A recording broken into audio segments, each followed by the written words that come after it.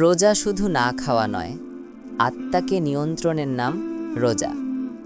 রমজান মানে শুধু সকাল থেকে বিকেল পর্যন্ত না খাওয়া, না পান করা নয়।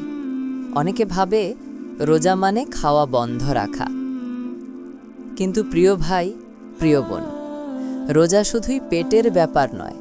রোজা হলো পুরো দেহ ও আত্মার প্রশিক্ষণ। রোজার মাধ্যমে আল্লাহ আমাদের শেখাতে চান কিভাবে আমরা নিজের চোখ, জিহ্বা, মন ও নফসকে নিয়ন্ত্রণ করব। এটা 1 মাসের একটা স্পিরিচুয়াল ট্রেনিং, যেখানে তুমি শুধু ক্ষুধা সহ্য করো না, বরং নিজেকে পরিশুদ্ধ করো। রাসূলুল্লাহ সাল্লাল্লাহু আলাইহি ওয়াসাল্লাম বলেছেন, যে ব্যক্তি মিথ্যা কথা বলা ও সে অনুযায়ী কাজ করা ত্যাগ করে না, আল্লাহ তার খাবার পানীয় ত্যাগ করার দ্বারা কোনো প্রয়োজন দেখেন না।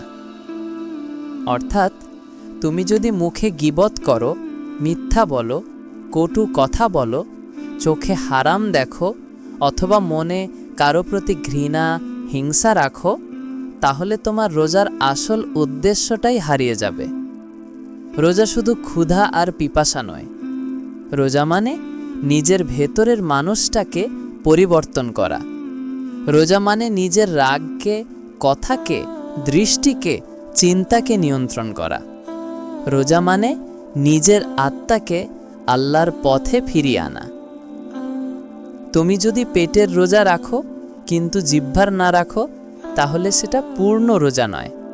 যে রোজা তোমার আচরণ বদলায় না, সেটা শুধু না খাওয়া নয়, বরং অপূর্ণ ইবাদত।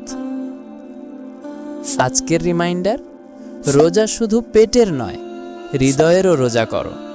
চোখের রোজা রাখো, জিহ্বার রোজা রাখো, মনকে শান্ত রাখো।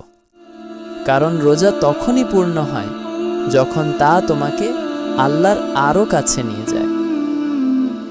রোজা মানে আত্মাকে নিয়ন্ত্রণ করা, শুধু খাবার নয়।